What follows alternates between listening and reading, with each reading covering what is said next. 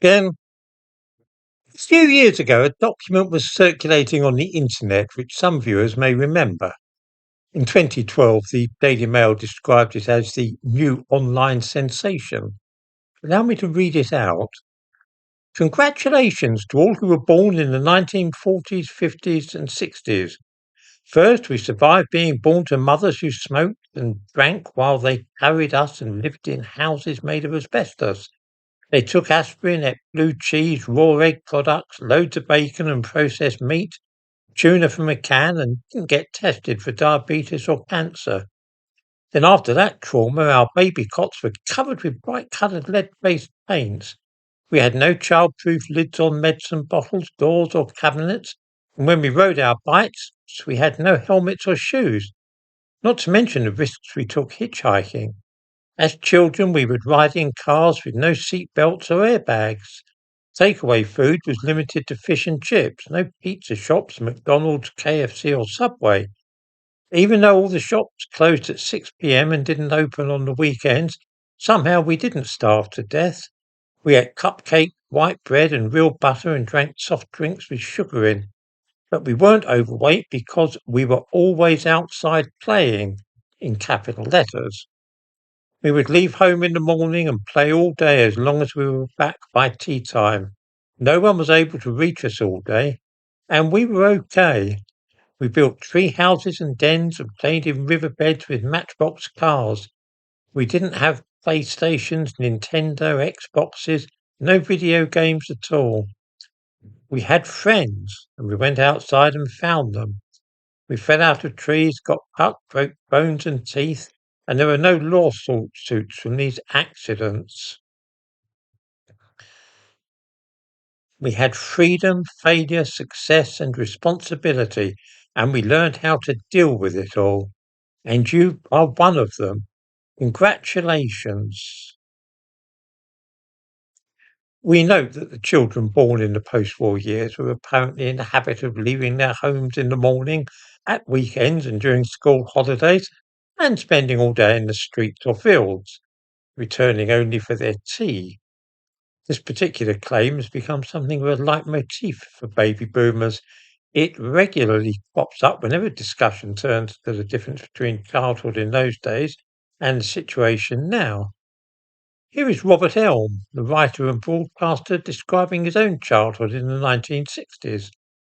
By the time I was 9 or 10, it became a ritual to be given the money for a one-day bus pass, known as a Red Rover, and the instruction to come back in time for tea. The memory of playing out all day, without the presence of any adults from breakfast until tea time, is a powerful one for many adults born between 1946 and 1964. It invariably crops up when they're talking about their childhood. Going out by themselves to play and walking to and from school without their parents has come to be seen as a desirable way of life, one sadly denied to modern children. It's very right and proper that older people should believe that their own childhoods were richer, more stimulating, and generally an improvement on the lives lived by modern children. And if they wish to pretend that their lives as children were like one long Enid Blyton adventure, then this doesn't hurt anybody. It's a harmless enough piece of make believe. In recent years, though, rather than merely listening indulgently to these stories, we are increasingly being expected to treat the fanciful reminiscences of men and women in their 60s and 70s as being reliable data upon which we should act, or even use to formulate government policy. Books are being published with titles such as Toxic Childhood, which purport to show that modern children really are worse off in many ways than their older relatives were at a similar age, suffering from mental health problems, physical ailments, restricted liberty, and various other awful consequences of being born into the modern world. Even more bizarrely, government agencies and health trusts are now writing policies and even framing legislation which seemingly acknowledges that childhood today is somehow failing and in need of rescuing, make it more like the way of life enjoyed by children in the late 1950s.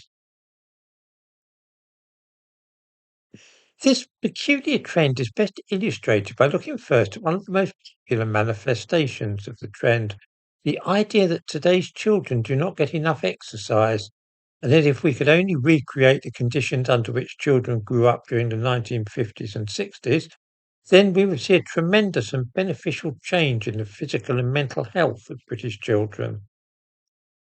There can be no doubt at all that children in the first 3 decades after the end of the Second World War spent far more time out and about in the streets without adults. This included playing with their friends after school and at weekends, as well as walking to and from school. In 1971, for example, over 80% of 7 and 8-year-olds walked to school alone. 20 years later, the figure had fallen below 10%, and today it would be very surprising to see any 7-year-old arrive regularly at school, having walked there alone. I strongly suspect that social services would be called in if 7-year-old routinely arrived at home, school, having walked there by himself.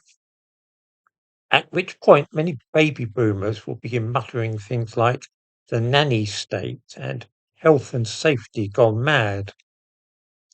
Surely it makes sense that children should be given the chance to become independent without a lot of mollycoddling and fuss.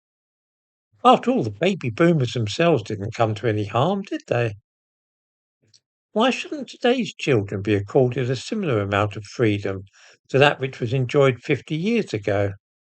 It definitely made for a more healthy lifestyle, didn't it? The description of baby boomer childhood from the internet, which we saw above, contains this claim: we weren't overweight because we were always outside playing, in capital letters. We would leave home in the morning and play all day as long as we were back by tea time.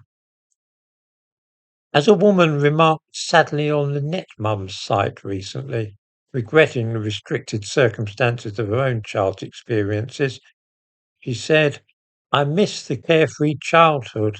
I could play out from 8 a.m. to 6 p.m., and my mum never had to worry I would be snatched.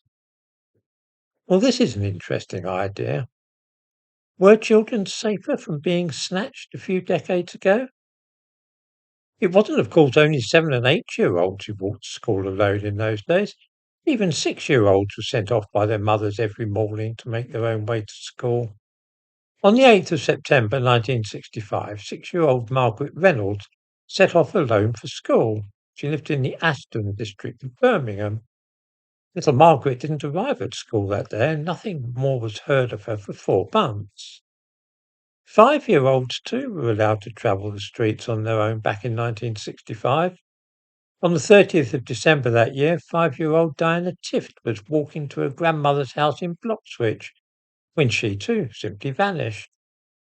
The following month, the corpses of the missing little girls were found lying side by side in a ditch. They had been murdered. This, then, is one of those things that happened during the childhood years of the baby boomers about which we seldom hear. Obviously, little girls of 5 and 6 are far more likely to be abducted if they are walking the streets alone than when they are accompanied by their parents. Still, it may be argued such murders must surely have been freakishly rare. Well, this is true, although we might ask ourselves how often a wandering maniac would be likely to encounter a little girl whom he could snatch off the streets today. It's hard to recall when last a child of 5 was kidnapped and killed in this way in Britain by a random stranger. There simply aren't that many opportunities for such crimes these days. If the murder of a child by a complete stranger is today a very unusual occurrence, so too is being killed crossing the road. In an average year in this country, only about 20 young people under the age of 16 are knocked down and killed by cars. Of course, as any baby boomer will tell you, there were far fewer cars about during their childhood, which must have made the streets safer for them, or so we are supposed to believe.